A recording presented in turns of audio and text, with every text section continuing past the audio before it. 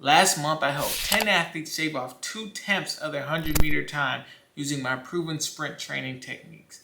And in this video, I will show you the 6 biggest mistakes that's keeping athletes slow and how you can fix them to get faster. If you don't know me, I'm Lawrence Elo Johnson, a professional sprinter, 6-time D1 NCAA All-American, Team USA member. I've worked with hundreds of athletes from the high school to professional level, and now I'm trying to give away all my secrets for free. Let's get into it. The biggest mistake number 1 is a lack of clear training. Training without a structured program is like random lifts, mixing things together such as drills or sprint sessions without a clear plan in mind. I mean, most of these athletes that come to us, they focus on working hard instead of working smart. This is how you can fix that. This is the fix. You need a complete sprint training system. So in my system, I've developed something we call the pillars of speed.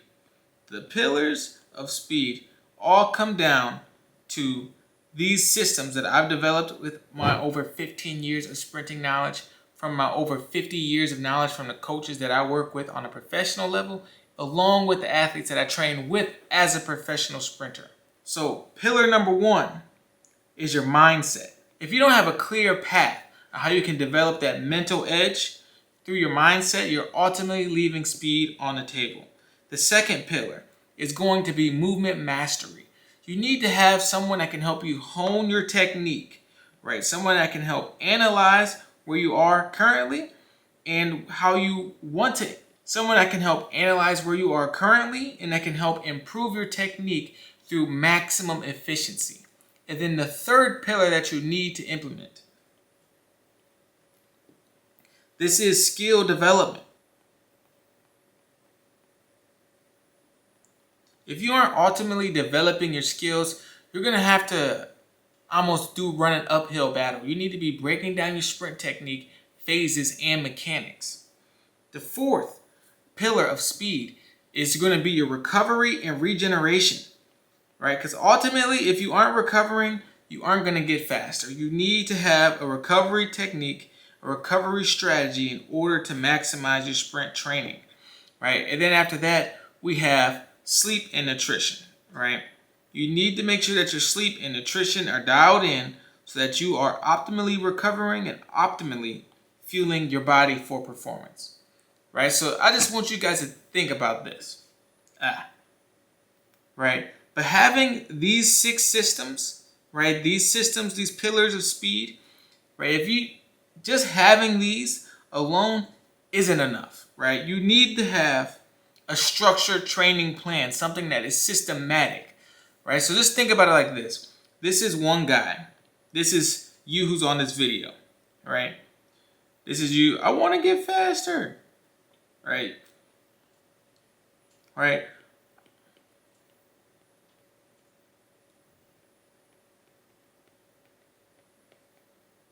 That's you. You're this guy, right? You want to get faster, but you don't have any sort of training structure, right? So one day you're sprinting,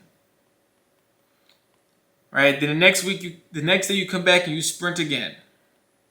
Then you sprint again. And then you see a random drill on TikTok. So then you start doing,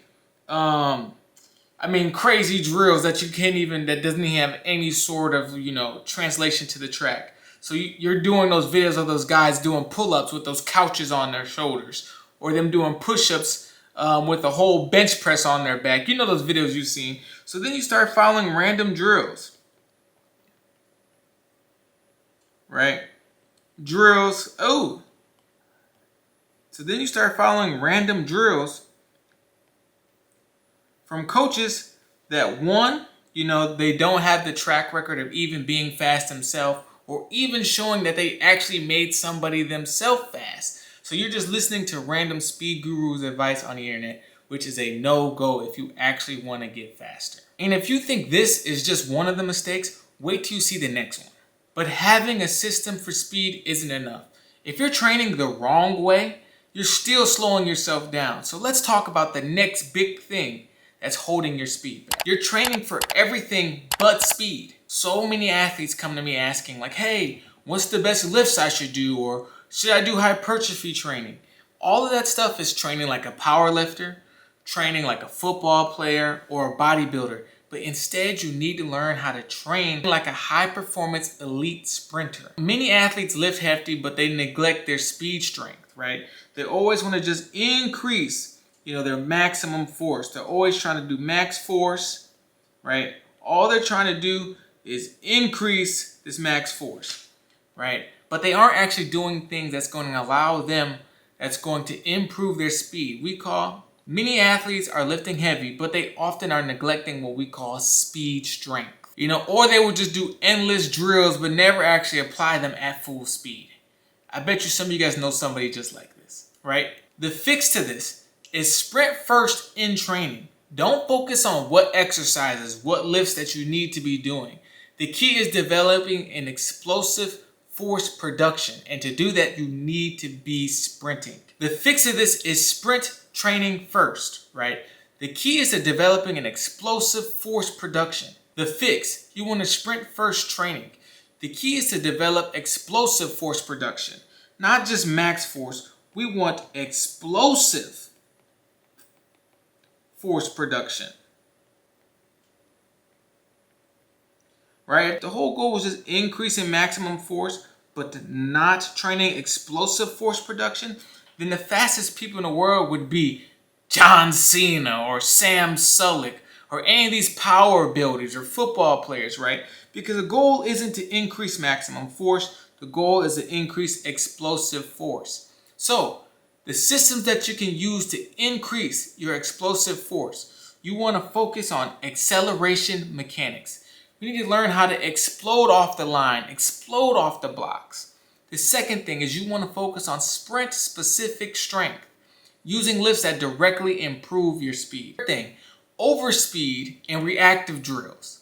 Using things like this will teach your body to move faster and also be more close to race scenarios so that you can improve each and every day. But even if you train the right way, you can still lose all of your progress if you overdo it. Let's break down why training too much can actually make you slower. Problem number 3, training too much and too often. If you're sprinting daily without full recovery, you're actually getting slower. Your nervous system never has time to actually adapt. So your mechanics start to break down, and then you're running under extreme fatigue. To fix this, you need to train with precision.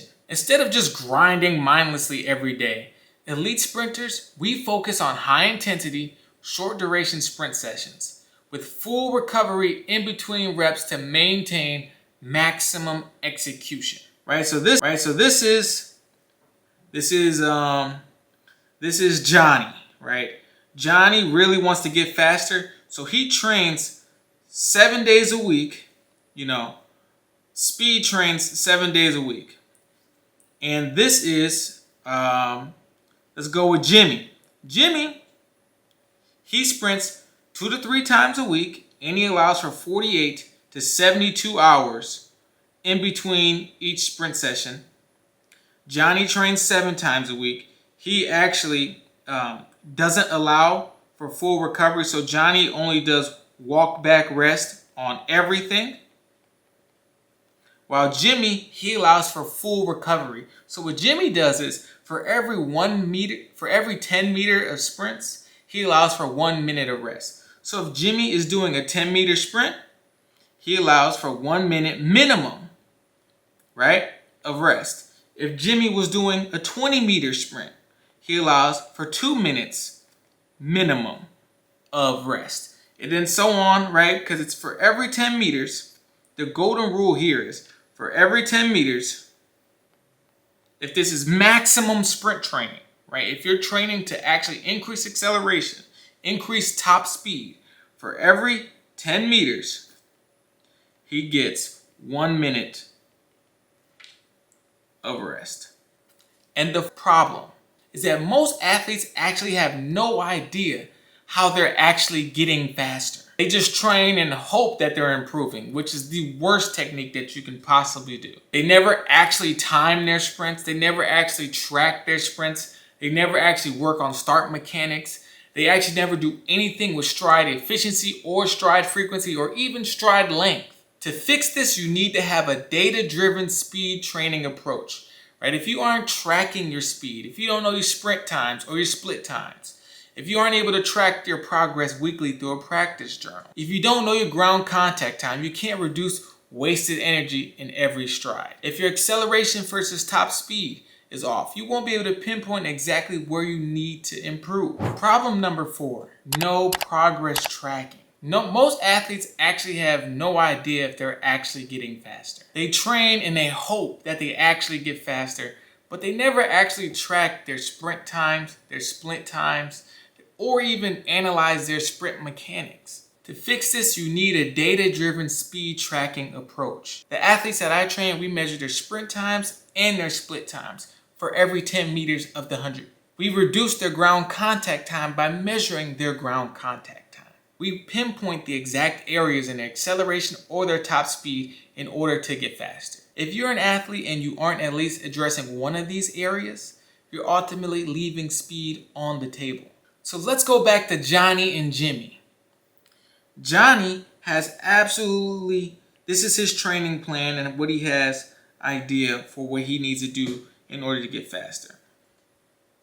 As you can tell, there's nothing on this, right? And Jimmy knows his GCT, right? He knows his ground contact time. Jimmy knows his race rhythm. He knows how to execute his race because he has a race plan.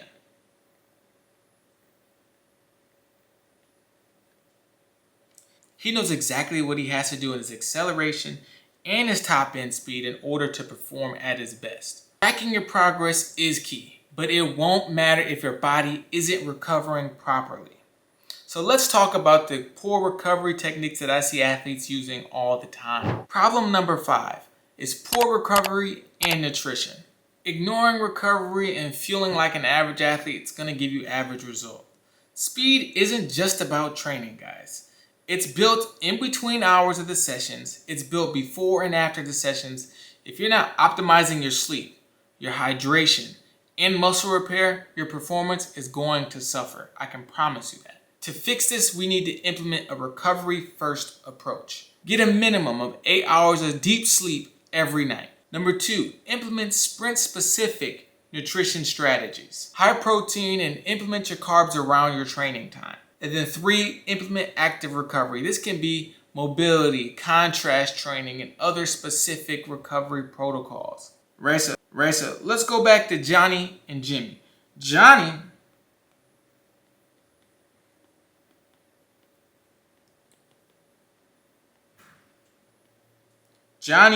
just goes to practice and comes home. So he doesn't have any recovery strategy. Jimmy does a cool down. Jimmy stretches. He does contrast therapy.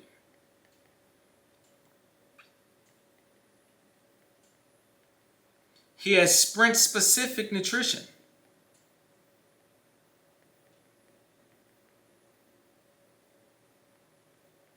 We call it a nut instead of nutrition. Sprint-specific nutrition, right? And we can do the list and it can go on and on. We know exactly how many hours of sleep Jimmy gets, right? And Johnny just goes home. He stays up all night, watches TikTok until he goes to sleep, scrolls on his phone. He eats whatever he eats. I don't want to throw any companies out there, but he eats poorly, right? And he has no nutrition or recovery strategy, right? And then the biggest problem, training right, you can be tracking your progress, you can optimize your recovery, but there's one more mistake that can ruin it all, right? And this mistake might be the biggest mistake of them all. Problem number 6 is having no long-term speed development plan. Speed isn't just about what you do today. It's about stacking progress on days, over months, and over years. If you don't have a phased and progressive program, you're ultimately gonna plateau and you will stay stuck as a sprinter. And here's the answer to a long-term sprint training program. Phase 1 would be just sprint mechanics and maybe acceleration mastery. Phase 2 would be speed, strength, and explosive power. Phase 3 might be top speed development and optimization. General basics, but it can still get you somewhere along the right path. So now that you know some of the biggest mistakes that's holding back your speed, let's talk about how we can even fix them. Or if you're making any of these mistakes, it's time for you to fix them immediately. And that's exactly why I teach inside Sprint University the exact systems you need for speed, the pillars of speed, and an actual training plan for free that you can join. Or you could be like the 99% of everybody else who don't take action and actually don't want to improve their sprint speed. The choice is always yours. Stay tuned for our next video. And if you found this video helpful, share it, like, or even subscribe. I'll see you in the next one.